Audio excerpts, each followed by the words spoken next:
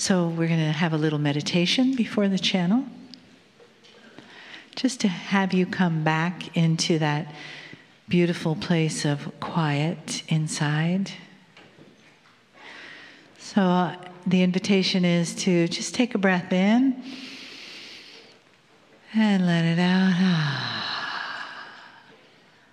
And another breath in and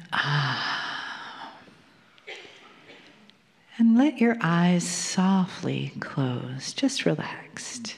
And your neck and shoulders. Let the chair support you, hold you in place, like you're sitting on the lap of spirit for the next little bit. And as you breathe, come into that beautiful place in your chest where your heart lives. Your friend right there. And breathe in that love and compassion. Gratitude for the forces that brought you here today. Thank your heart for being a guide for you. For letting you feel the love in the room.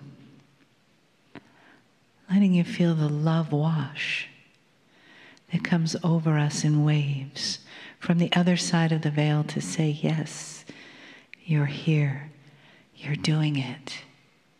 Thank you. And notice that there's a happiness, there's a joy inside that begins to radiate from that part of you where joy lives. In your mind and in your heart and in your soul. And feel that build into a beautiful cocoon of light around you. And fill that cocoon of light with love. And just hold that around you as a message comes from the honoring and the love of the angelic, beautiful being, Kryon. Greetings, dear ones. I'm Kryon of Magnetic Service. Again, my partner steps aside, and what follows is something that even he did not expect. The information won't seem to some all that new, but the presentation about how and why is. This morning we said we would title this, You Don't Know What You Don't Know. And even that is a circle of syntax. And what it tries to express is this. Is that beyond a certain consciousness of knowing, there's a blank, a void. And things that you do not understand or recognize or cannot conceive of are unknowable. And you cannot know them because it's impossible to. Dear ones, this is controversial. The human brain is the only one on the planet, complete with the Pleiadian seeding, that actually examines its own existence. Other consciousnesses do not. But let me give you some examples before we go further. So many humans have lovely, beautiful pets. Perhaps it's a dog or a horse that would have a higher consciousness than perhaps other mammals. Not only that, but both of those mammals might be ingrained in a confluence of love with a human. And they would feel it. But if you take a look at a dog, even the most intelligent, They are happy just to be themselves. There is no questioning or perplexity that they're a dog. They don't look beyond themselves and then the consciousness says, why can't I be like my human master? They don't even recognize the human master as being a higher intelligence because they don't know what they don't know. They are satisfied and pleased to be who they are, being the dog that they are, without questioning their existence because they can't. I give you this because it is an example of consciousness that is limited. You see this in the intelligence of other mammals. Sometimes in science, that's measurable. How smart is this animal? And they will measure it with tests. A horse is similar. It is pleased to be a horse. It does not think above itself because it cannot. It does not ponder the existence of the galaxy. It can't. There is no disappointment that it's not more than a horse. It doesn't know what it doesn't know. There is an absolute limit to what it can conceive and the paradigms that it's able to look at and understand. The human being cannot explain the workings of the internal combustion engine to a dog because it doesn't have that conceptual part of it that can be taught those things. There's a limit to what it can know. If you were able to go inside the mind of the dog, it wouldn't know that. It wouldn't know it's limited. It wouldn't know that it can't compute. Not really. There would be a limit on its consciousness that kept it from knowing what it doesn't know or even asking about it. And dear ones, I present all of this to you because that's who you are. There is a limit to what you can conceive, what you can know, or the paradigms that exist in the universe that you don't know and can't know about, because the limit to your consciousness keeps you from understanding. The controversy of this is the intellectual who says, that is not the way. We can intellectualize anything. We can examine our existence. We can talk to God. Therefore, we are the top. No, you're not. And the whole reason for this channel is to tell you that, dear humans, that's what is changing. The evolution of humanity from this point forward is not going to be an evolution where you get taller or literally smarter or even wiser. It's the evolution of consciousness itself. Now, this is going to show itself in many ways, and we have even given many channels that became a book. But we're talking about paradigms you don't know about yet. Now, let's stop for a moment and show you this. For the ancients, in their wisdom, recognized this. The ancients that my partner speaks of are the ancient Tibetans, who very early on recognized the powers of numbers. And they, outside of others who had systems as well, developed their own system of numerology. They recognized very quickly the relationship of the numbers to the stars. They saw that God, as the master physicist, had put together many systems that made sense, that told about things that they could determine by using the numbers and the systems they developed. And through their wisdom, out came a numerological system that worked. One that is even used today in almost its original form. combined with astrology and even some physics and some multi-dimensional aspects, it's alive and well today. It's also complicated. The Tibetan numerology was one of the first to consider a multi-dimensional aspect of the numbers.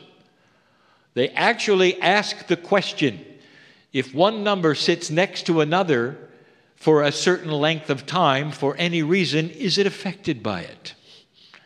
And if so, what would the attributes be of both of them together, having sat beside one another in a non-linear way? These are questions that seem to be heady and even beyond the scope of reason. It's multidimensional thinking, the beginning of it. But these are the ones who gave you the master numbers that my partner today teaches.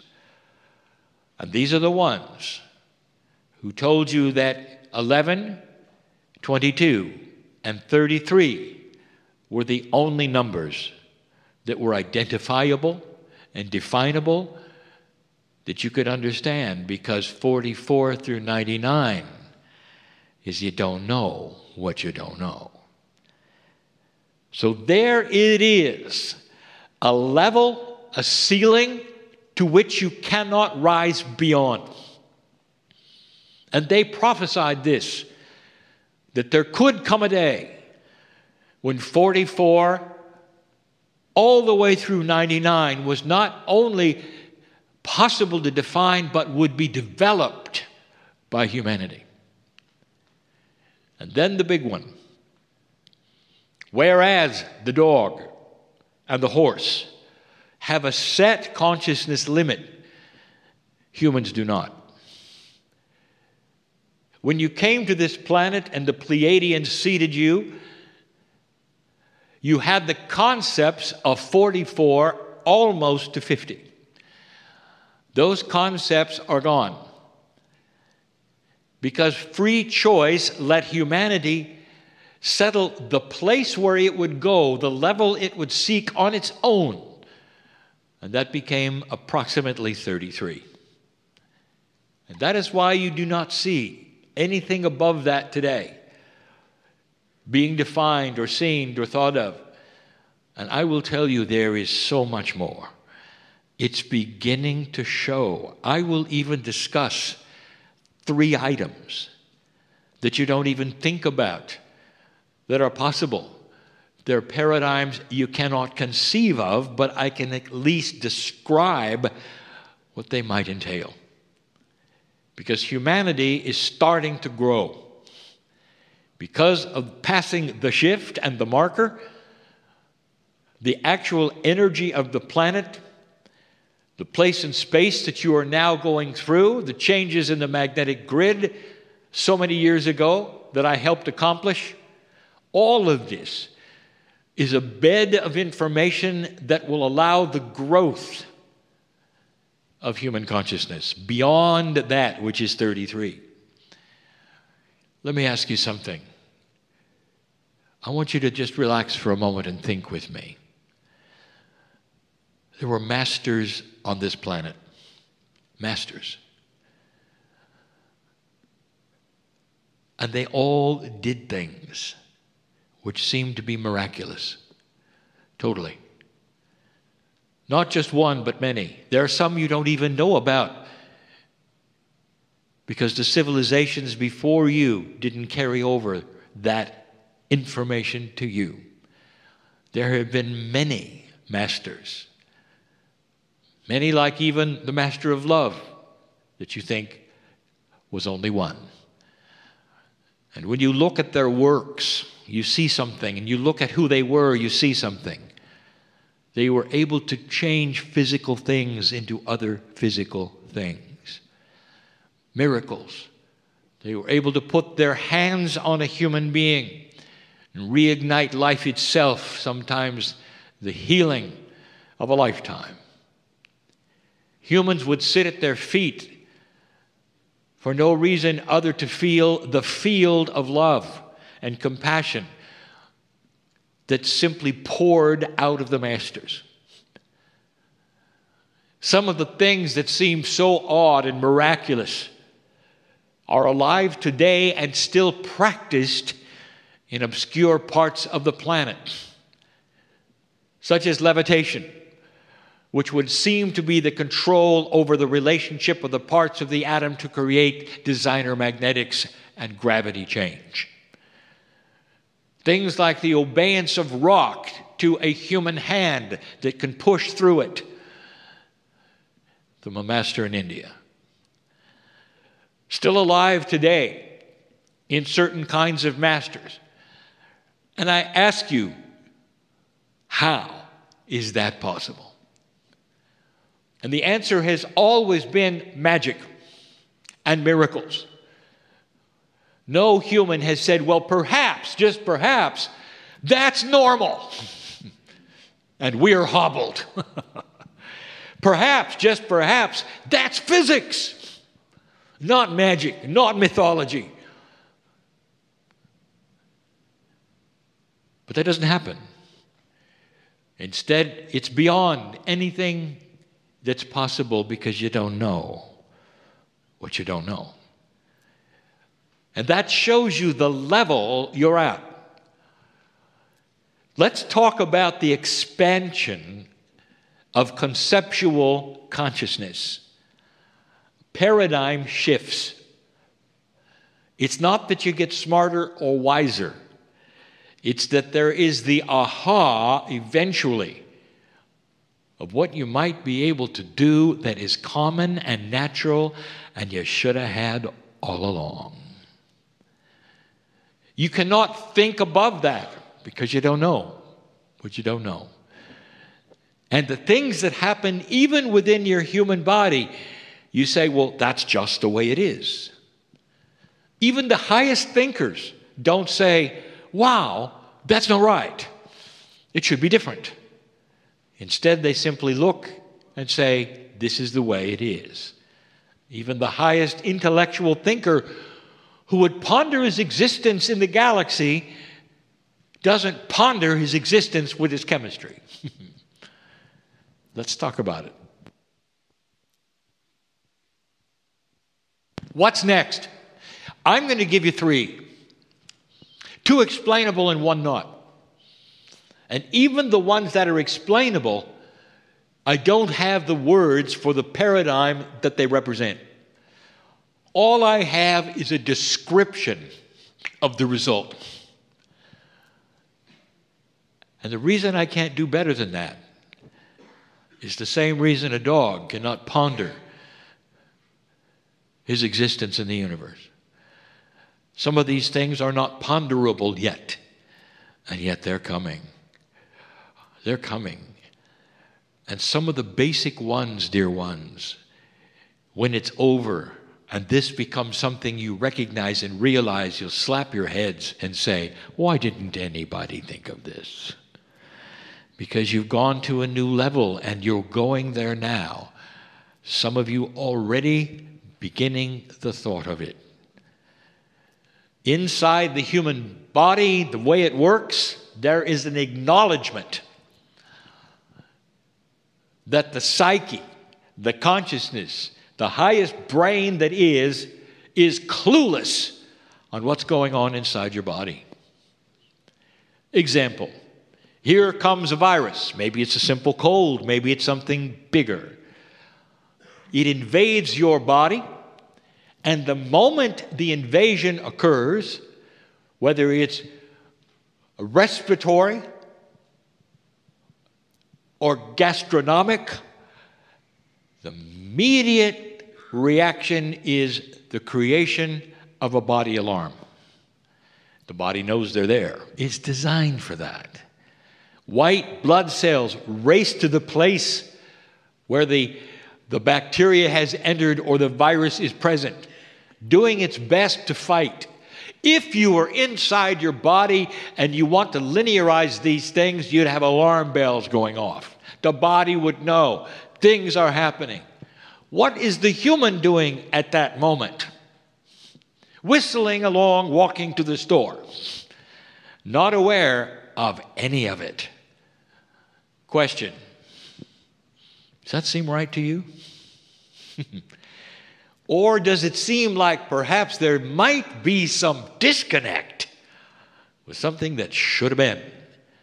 Perhaps it's coming. But humans don't think about that. They say, well, the body does this and the consciousness does this. You've done a good job on hiding something you should have had all along. Because you can't think above the idea of the paradigm that they should have been together, and they will be. Now, here's what you can't imagine. Here's where it's going. Here's a paradigm that exists in the 44 that someday will become common to all. When the virus starts, you know it. That hiding part of your body called innate, that part that you muscle test to find out what's going on, the part that you use the homeopathy for to signal what to do. Why is it separate from consciousness? Did you ever ask that? And the answer is no. Because you can't think above it, can you? There is not a big element of thought in a building someplace studying that, is there? Since you don't know what you don't know, there is no thought that perhaps, just perhaps, it ought to be a bit higher than it is. The human is the only mammal on the planet that's tunable. That is to say, you can be 33 today, 44 tomorrow, 77 coming. All of the other mammals are born the way they are without the free choice that is spiritual. A choice to know that which is God inside or to touch the face of God. But you do, and you have it, and you are. Tunable, meaning consciousness can come and go, rise and fall. But you pass the marker, dear ones. The first civilization on the planet to go beyond itself into unknown predicted territory. The first civilization to have no predictions for the future, because all of the other ones have fallen flat on the floor because they didn't happen. There'll come a time, number one, where the innate will join with consciousness. And if somebody asks you, how are you doing?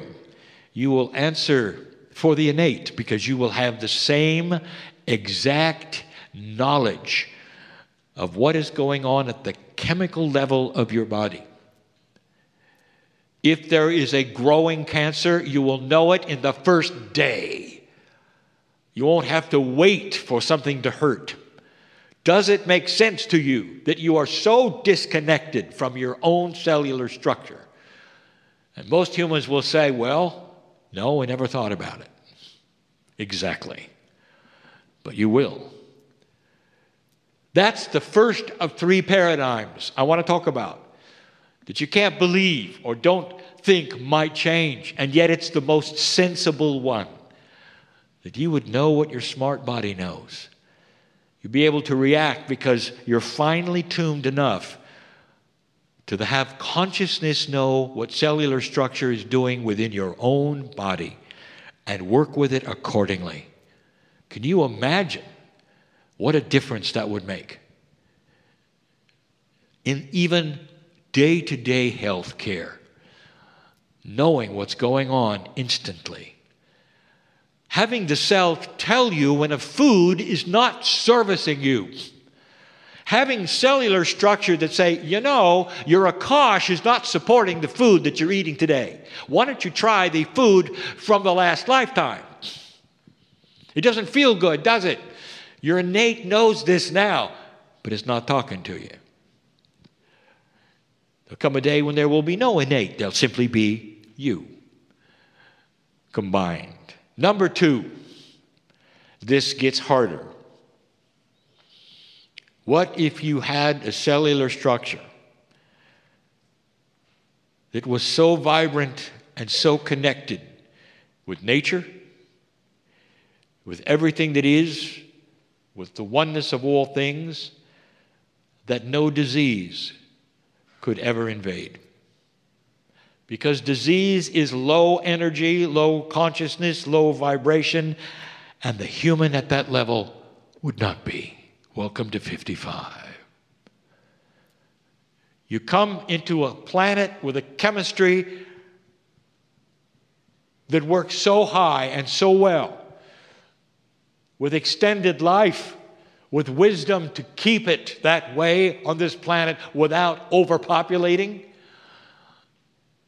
with knowing how to grow food in ways you never had before that nourishes the body like it never did before, where disease could not attach itself to you because there's a shield called high consciousness, a chemistry that vibrates so high that there's no such thing as cancer or any other thing that takes so many away from you today.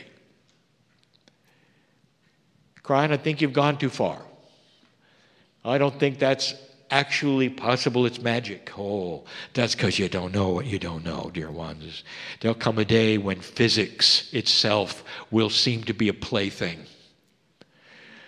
When you can look at the complexity of all that is, and you can see the patterns within your Merkaba aligning to the actual patterns of the physics of the planet, and manipulate the things that are benevolent that you need to manipulate.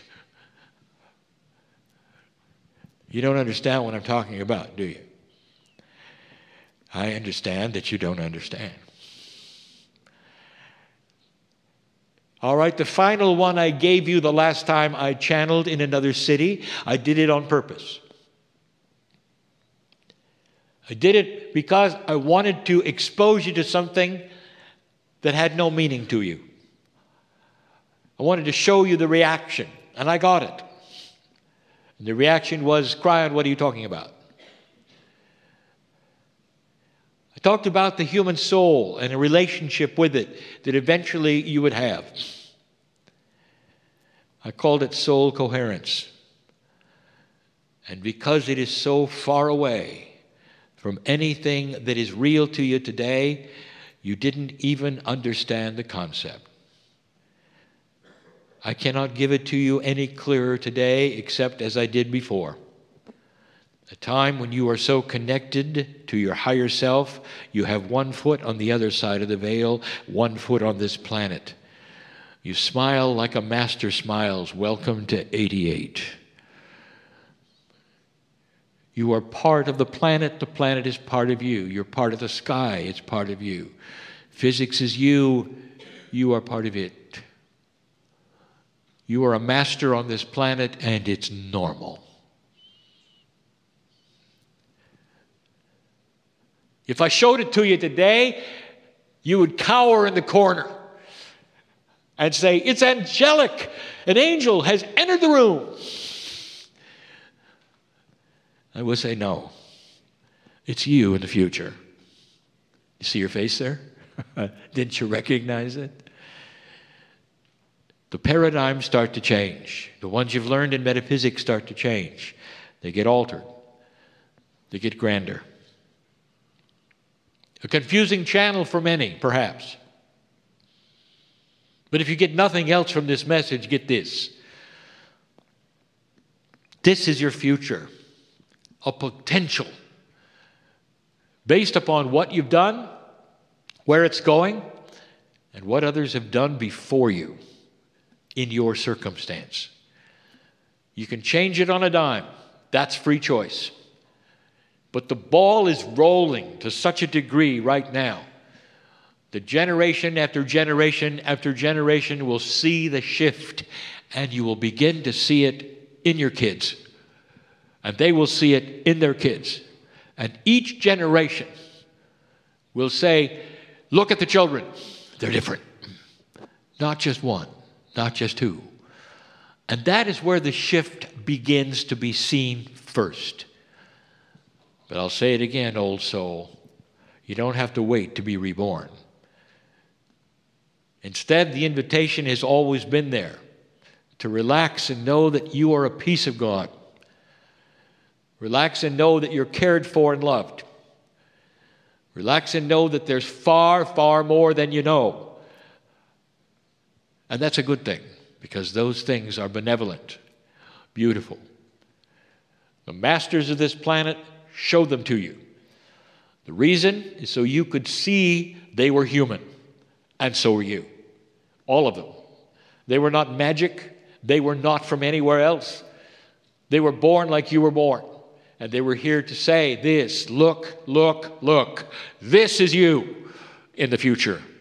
And all things are possible when you start understanding that you are a piece of everything there is. A oneness with everything. What a story.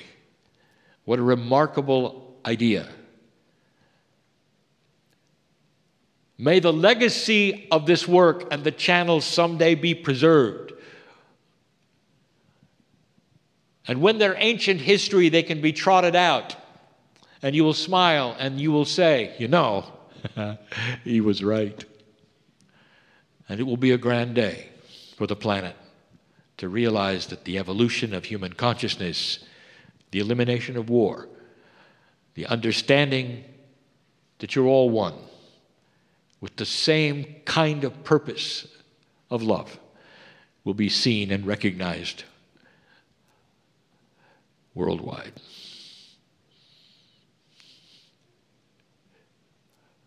And so it is.